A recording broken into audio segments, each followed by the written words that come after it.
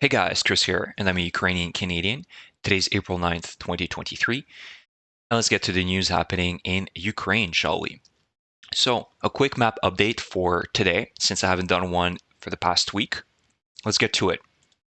So, currently, Russia has three active offensives: Bakhmut, the Kremina Svatove line, right around here, and the Avdiivka front in Marinka, sorry. So the outskirts of Donetsk city, where the Russians are also trying to push the Ukrainians out. Vuhledar, it bogged down. You can see that there's still some pushes that the Russians have done here, but they're unsuccessful, and they will be unsuccessful taking Vuhledar. So they're trying to probe, but I don't see it being as active as it was a few months ago.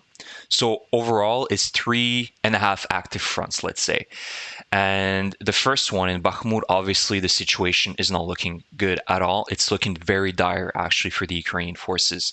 Whereas they perhaps controlled 50% of the city about a week, 2 weeks ago, now they're controlling about 30%. You can see that as of April 3rd, this is how Bakhmut looked like.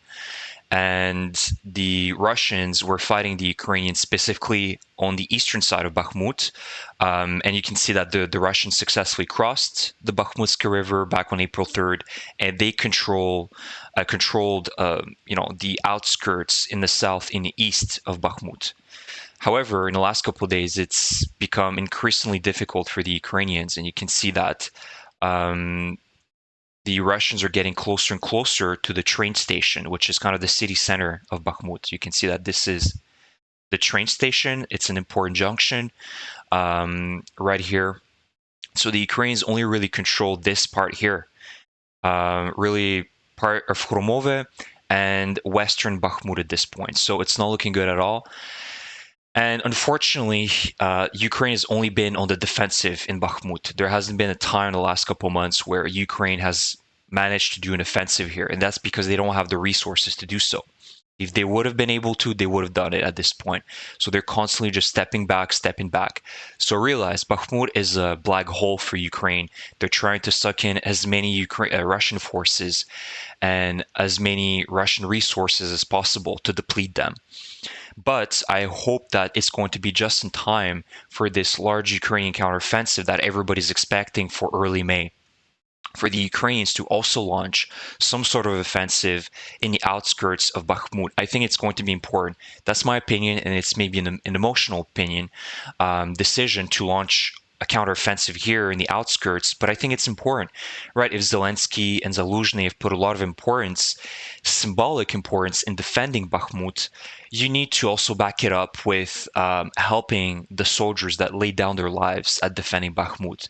I have no doubt that even if Ukraine loses Bakhmut, they're going to be able to recapture it very quickly just because of how dire the situation is also present for the Russian forces. They've constantly complain that they're lacking everything in order to push the Ukrainians out.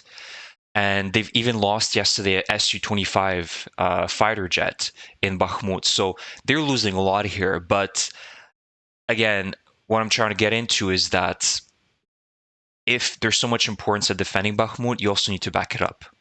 There's been too many heroes that lay down their lives here to just abandon them and then say that, oh, our priority is actually Zaporizhia, and we're going to start our offensive in Zaporizhia only, right? Somewhere on this front. I think that personally, it would make sense to also launch an offensive here and push out the Russians outside of Bakhmut. But that's my opinion, and there's a lot of opinions out there, and so let me know what you guys think about counteroffensive also being Bakhmut also being included in this counteroffensive in the spring. Now, the other front is in Avdiivka, and this front really saddens me because I've seen a video yesterday of Ukrainian soldier being evacuated, and there was a video of it. You could see that the surroundings of Avdiivka are non-existent. There was nothing around anymore. A city of 20 to 30,000 people just completely gone. And there was nothing around. It was just shattered windows, bricks, 2x4s, burned down vehicles. It was a true apocalyptic scene. And it's kind of ironic, the fact that there's two cities, two settlements right outside of Avdiivka. They're called Vesele, which means happy in Ukrainian. Vesele here, and you can see there's another Vesele. And so there's nothing happy about this battle that's ongoing in Avdiivka. However, since 2014, this is what the Russians managed to capture for 9 years now. So I don't think the Russians are going to go much further than this. You can see that they're getting some parts of, territory here and there, but they've been bogged down in Avdiivka as well. And the last thing I wanted to talk about is also Enerhodar. So Enerhodar, there was a story that came out yesterday that confirmed that the Ukrainian special forces indeed tried to take back the nuclear power station in October of last year, and they failed. And so they tried to cross the Dnieper River during the fall, and they were repelled because obviously the Russians were expecting them.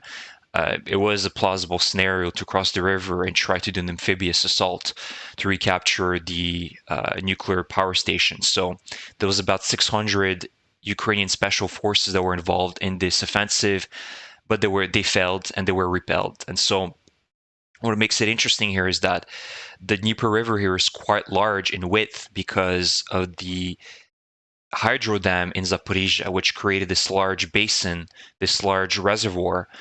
And the width of the Dnieper River is a lot larger compared to if you would go north of Zaporizhia or south of Zaporizhia. You can see that it becomes smaller and smaller as you get to Novakakhovka and Kherson. And so this was a very dangerous offensive, in my opinion.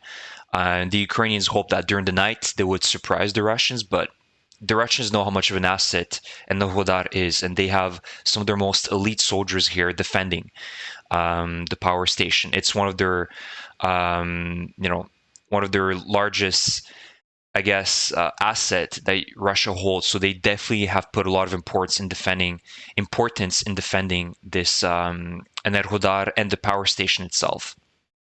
So unfortunately, you cannot win all your battles. So that's that for the map update. Now, let's get to the main slides. And officially, yesterday, Russia lost 10,000 vehicles. 10,000 vehicles in the past 13 months. This has been an unbelievable and catastrophic amount of losses for the last year.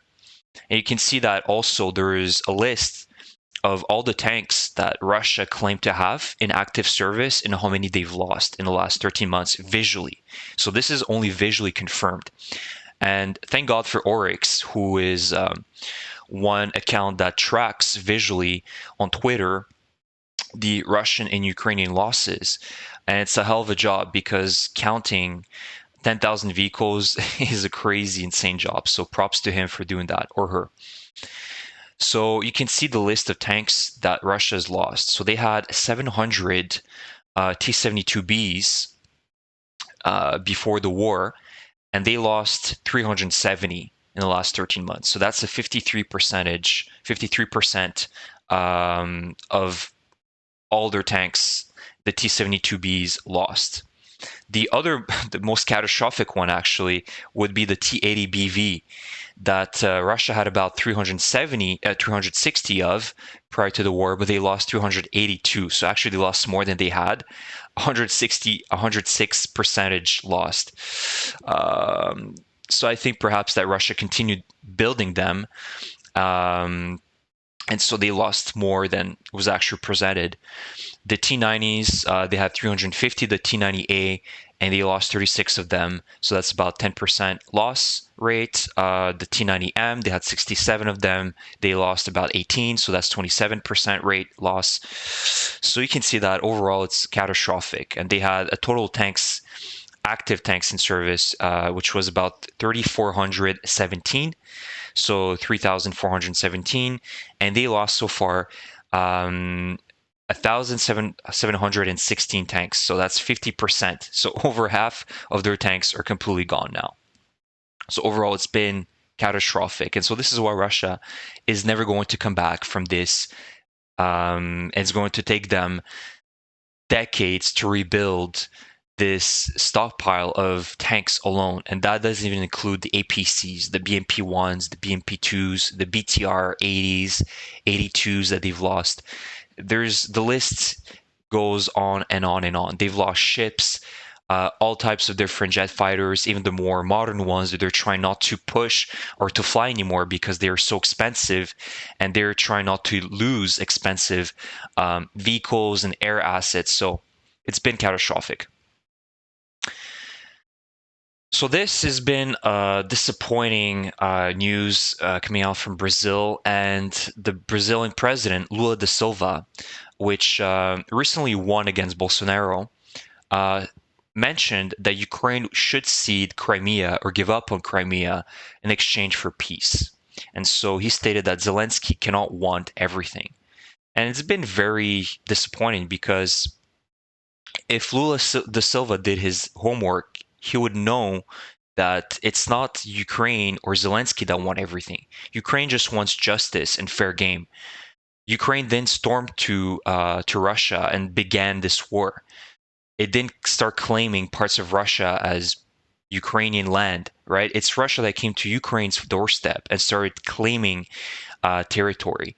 And so Ukraine just wants justice in this case, and they want everything that belonged to Ukraine prior to this war, and that includes Crimea. That was part of Ukraine's sovereign territory since 1991. Rightfully, this was Ukraine's territory. And so it would be the equivalent of asking Brazil of, if Portugal, one day says, oh, you know what, we have historical claims on Rio or Sao Paulo. Let's take it back, right? How would Brazil feel about that? That's right.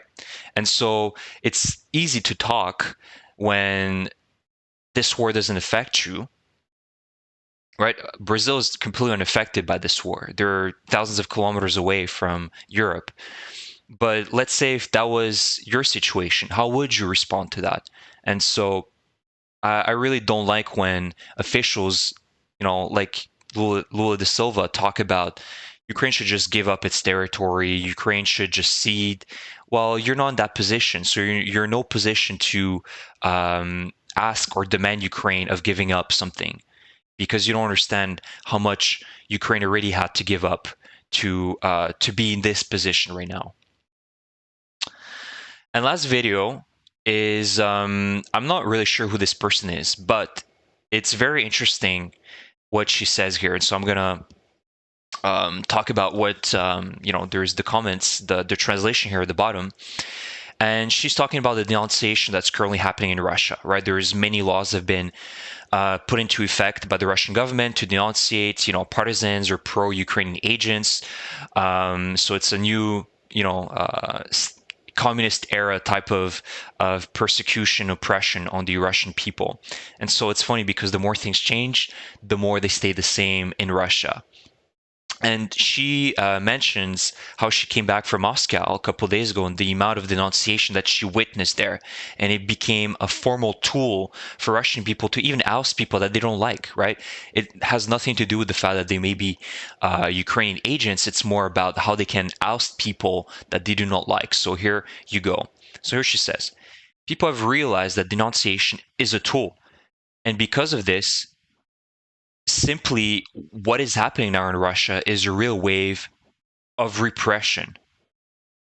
And society, unfortunately, is working for this wave.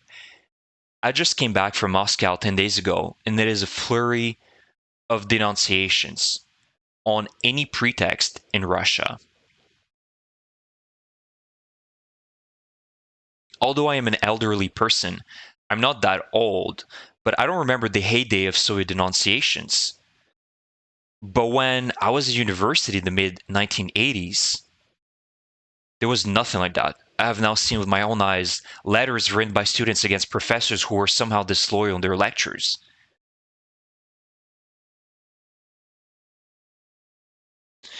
I unfortunately attended, for example, a meeting of the HOA, the House Committee, where proposals were discussed to write about some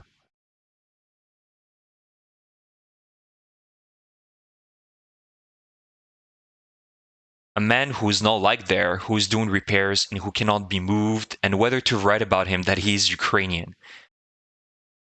Hmm. I'm not making this up. It's not a metaphor. It's absolutely happening. I was present there. I was there, and I have hope, so to speak, that maybe because of my hysterical yelling, it hasn't happened or hasn't happened yet. So I think she's pro-Russian, but your yelling is not going to help. It's not about yelling, it's a systemic issue in Russia. Denunciation has been much of a cultural thing for the past hundreds of years. It's been in Tsarist Russia to the communist era, and now in today's Russia in the last 30 years. Now it's become much worse than it was before, but it's not by yelling that you're going to help change things. And so you can see, I've heard similar stories of kids writing out their parents for saying pro-Ukrainian things in Russia, and kids denunciating their teachers in school and university, as she mentioned here. So it's saddening, right? And I understand that the Russians are trying to fight against the government, are feeling on every front, and they feel like they cannot. They're bogged down as well because they can't trust anyone around them. So it's difficult. And so this proves that unfortunately Russia will not be able to, have a revolution because nobody trusts each other in Russia. So here you go, guys. This is the video for today. Let me know what your thoughts are on this video for today. And if you enjoy my content, please subscribe to my channel. And I will see you guys in the next video. Take care.